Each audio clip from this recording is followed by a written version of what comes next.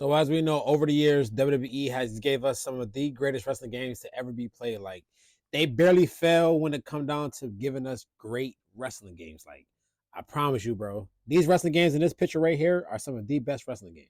And with some of those wrestling games, they've gave us some of the best game modes we've ever played growing up and nowadays. You know what I'm saying? Game modes like GM mode and SmackDown versus Raw series. Like people don't know that the real GM mode came from SmackDown versus Raw 07, 06, I want to say, and 08. And that's the real GM mode. That junk is way better than the GM mode they give us nowadays. We used to have story mode in SmackDown versus Raw. Like those story modes, SmackDown versus Raw, amazing. You got universe mode. People like me play to this day. Like I love universe mode. Like you just can't go wrong with playing universe. If you're a creative person that love watching wrestling, you can create a storyline in your mind and make that shit fun. We've had the 30 years of WrestleMania, WWE 2K14, an amazing game mode.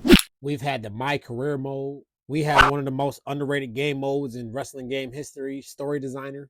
Currently, we got Showcase mode. On 2K22, we got Rey Mysterio. On 2K23, we got John Cena in this Showcase. We got the My Rise mode, which is kind of all right. And we used to have one of my favorite game modes of all time, Road to WrestleMania, bro.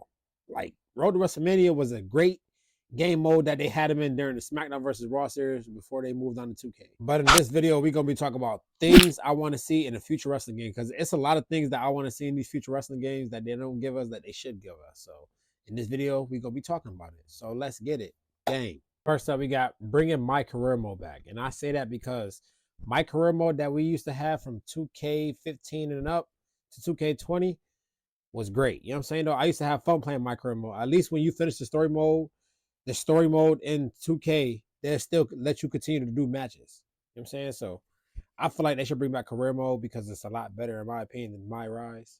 Because in My Rise, bro, once you finish the story mode, it's over. Like, I remember playing the story mode in 2K23 and I finished it, and I'm thinking, like, okay, I won the championship. I'm about to, you know what I'm saying, about to change my outfit and all my character and go defend my title. And then the story mode was over. And then they tell you to go do the other one or just replay missions from the regular lock one. So I'm like, nah, hell no. They need to fix that though, bro. Like, if you're gonna keep My Rise, bro, make sure you make the story mode longer than what it was, or let the story mode like continue. Like after you finish story mode, you can go on and just have regular matches. At least keep it like that, because if not, then why have My Rise? It does not make sense. I don't give a damn if you got two different story modes. It still doesn't make sense.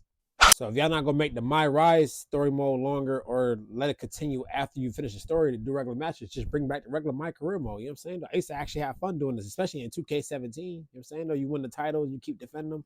I like shit like that. You know what I'm saying? Though I don't want no shit where it's a wrestling game. You should be able to continue your career. Why should I have to make my character go through all this obstacles in this story mode just for me to win the championship and then I can't defend it? Like, what the hell?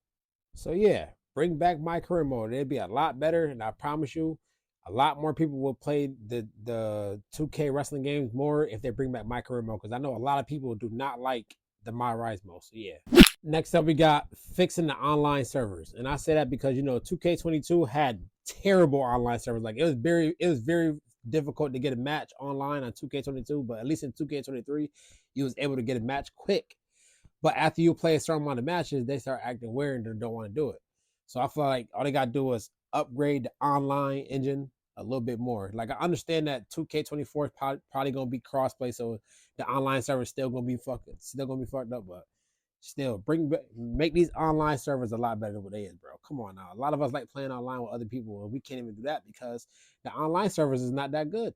You could be deep into a match and then this right here pops up. Like, bro, that junk gets you so mad, because then once it pop up one time, you got to quit the game, exit out the app, do all that extra stuff. And then sometimes once you do that, it still don't want to work. So there's no point in, like, after playing 2 matches, 3 matches online, there's no point to keep playing, because you're gonna end up with a message like this, and it's gonna get you're gonna be mad as hell.